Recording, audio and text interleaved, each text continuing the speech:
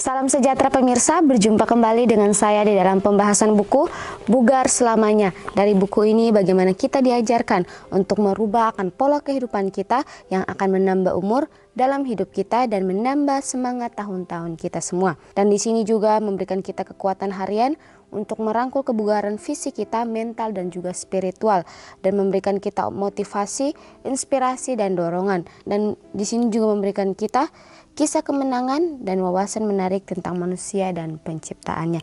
Jadi bagaimana dari buku ini kita selalu diajarkan bagaimana biarlah kita mau selalu menjagakan kondisi tubuh kita.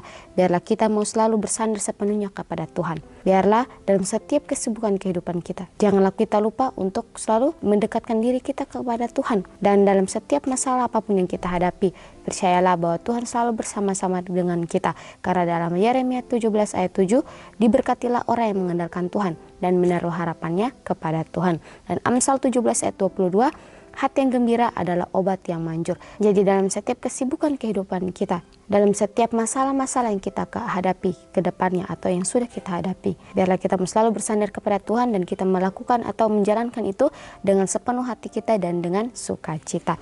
Maka semua yang kita lewati dengan penuh sukacita, kita tidak akan bersungut-sungut, melainkan kita akan selalu terus bersyukur kepada Tuhan. Baik, pada hari ini kita sudah memasuki halaman yang ke-120 dengan judul Mari Datang ke Sini. Ayat inti kita pada hari ini terdapat dalam Roma 12 ayat yang ke-13. Bantulah dalam kekurangan orang-orang kudus dan usahakanlah dirimu untuk selalu memberikan tumpangan. Kita masuk dalam inti pembacaannya. Ini merupakan kerja keras. Saya menghabiskan waktu berjam-jam membersihkan rumah, memasak makanan, memanggang dan meletakkan taplak meja di meja makan. Di atasnya terdapat pengaturan tempat tebikar diapit oleh hiasan indah berwarna perak. Semua upaya ini adalah untuk beberapa jam yang berlalu dengan cepat ketika para tamu datang ke rumah kami dan makan malam. Dan sekarang setelah semuanya berakhir, saya merasa luar biasa. Puji Tuhan, dari cerita ini menggambarkan ada seorang perempuan di mana dia membuka rumahnya untuk orang-orang datang bertamu di rumahnya, dan dikatakan di sini bahwa dia menghabiskan waktu berjam-jam hanya untuk membersihkan rumahnya, menata makanan dan juga menghiasi akan mejanya. Dan dikatakan di sini bahwa dia bekerja ekstra untuk memastikan semuanya diatur dengan sempurna.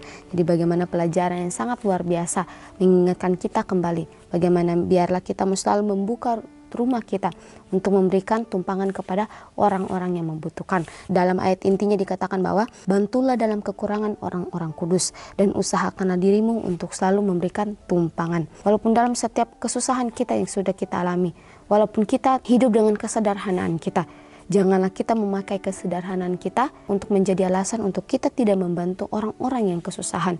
Tetapi bagaimana dalam setiap kesusahan kehidupan kita, biarlah kita mau memakai itu untuk membantu orang-orang yang lebih susah daripada kita. Biarlah kita mau mempunyai kerendahan hati. Biarlah kita mempunyai hati untuk orang-orang yang ada di luar sana.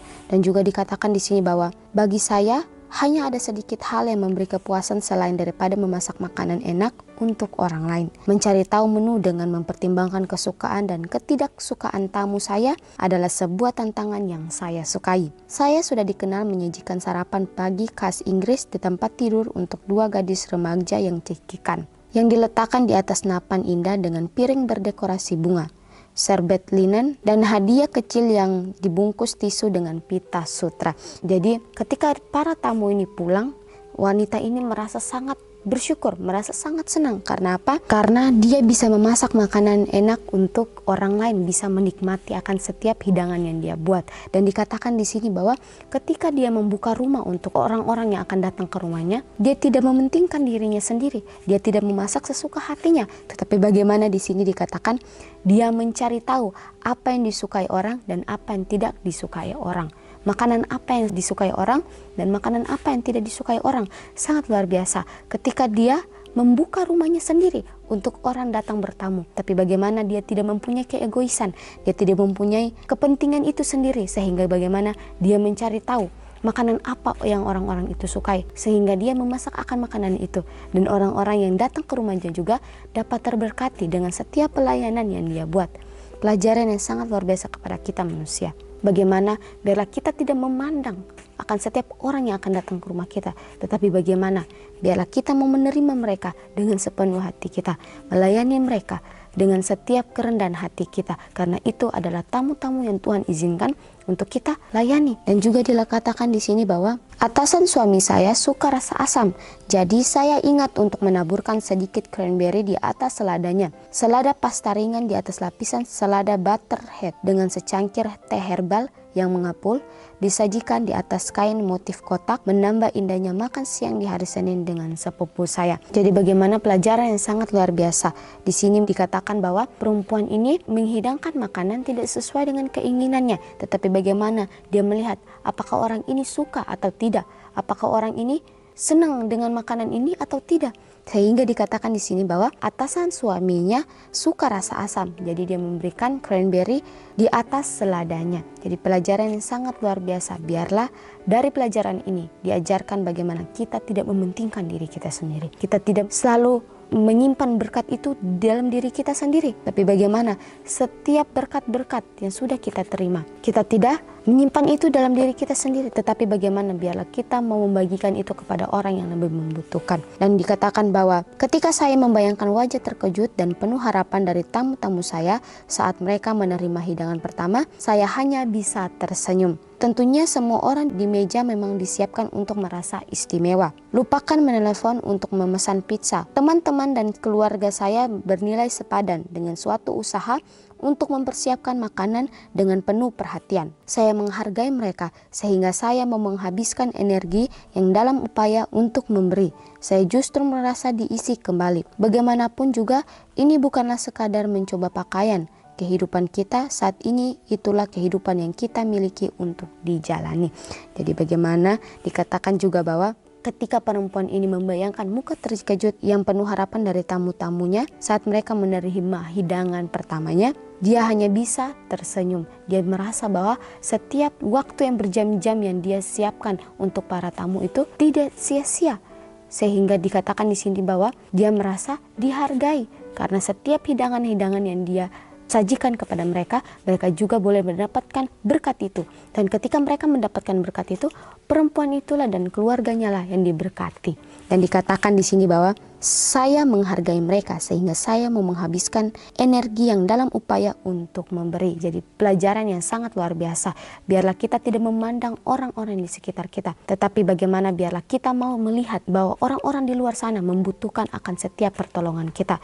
Biarlah kita tidak menutup pintu hati kita. Biarlah kita tidak menutup akan rumah kita untuk memberikan tumpangan kepada orang lain. Biarlah kita mempunyai kasih itu yang sama hal seperti kasih yang Tuhan berikan kepada kita umat manusia. Dia tidak pernah memandang akan umat manusia, mau orang itu kaya atau orang itu miskin, tetapi di mata Tuhan semuanya sama. Dan juga dikatakan bahwa memiliki hidangan yang diatur indah dan memasak seperti Julia Child tidaklah perlu. Selama resep Anda memasukkan sejumlah cinta yang sehat, Anda akan baik-baik saja. Dengan mengingat hal tersebut, penggunaan waktu seperti apa yang lebih baik selain daripada menyantap roti bersama, saling menyemangati dan mengonsumsi makanan bergizi. Makanan yang tidak hanya menyehatkan tubuh tetapi juga jiwa.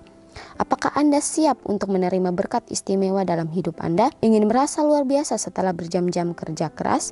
Maka inilah waktunya untuk memberikan sesuatu. Undang beberapa orang untuk datang. Hangatkan hati mereka dan mereka akan menghangatkan rumah Anda. Jadi pelajaran yang sangat luar biasa kembali diingatkan kepada kita. Ketika kita menghidangkan, menyiapkan sesuatu kepada orang, biarlah kita mengerjakan itu atau melakukan itu dengan sepenuh hati kita. Ketika kita memberikan sesuatu kepada orang, biarlah kita memberikan itu atau melakukan atau mengerjakan sesuatu dengan penuh sukacita. Karena dikatakan di sini ketika kita melakukan segala sesuatu dengan penuh sukacita, maka orang tersebut akan merasakan berkat Tuhan yang sama yang seperti kita rasakan.